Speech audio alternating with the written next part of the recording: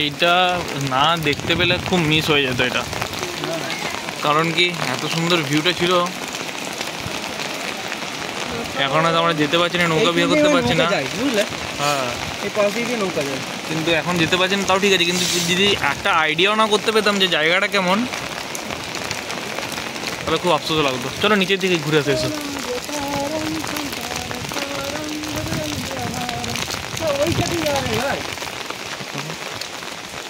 শিবের ছোটো ছোটো মন্দির আছে। বলছি আরও এখানে যখন বর্ষাটা বাড়ে, মানে শ্রাবণ মাসে, তখন আরও মারাত্মক রকমভাবে মানে জল আরও উঁচু হয়ে যায়, তখন আরও আসাটা এদিকে খুব রিস্ক আর কি।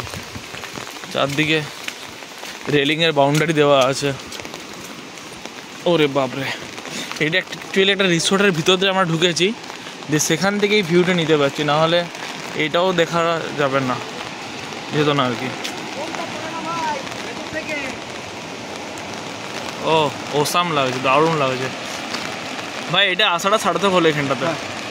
আমি তখন থেকে সবাই বলছে বন্ধ আছে বন্ধ আছে, যতই বন্ধ থাকে একবার এই জায়গাটা একটু দেখতে পেতাম,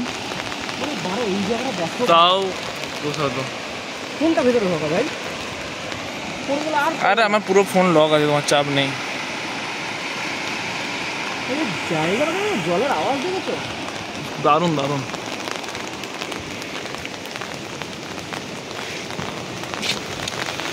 এইটা একটা রিসোর্ট। ভাই আমাকে ভিডিওতে নাও। And this is Saurabh. This is very good boy and very lovely person. We are now in a resort. নিচ্ছি বড় হ্যাঁ, ওই যে যেখান দিয়ে জলটা বেরোচ্ছে ওইখান থেকে নৌকাগুলো আসে, এই দিক দিয়ে গিয়ে পুরো এই নদীটা ঘুরে পুরো ওইদিকে 8 কিলোমিটার নিয়ে যায়। ঠিক আছে, 18-20 জন করে নেয় একটা নৌকাতে। সৌরভ দত্ত বলছে, Sourav Dutta is the next blogger of NRE Durgapur. হ্যাঁ বলুন, আপনি কিছু বলতে চাইছেন?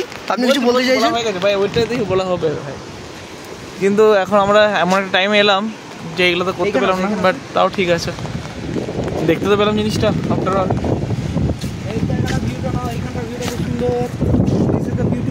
আরে আমার এটা চোখে যেটা দেখতে পাচ্ছি সেটা কি আর ক্যামেরাতে আসবে?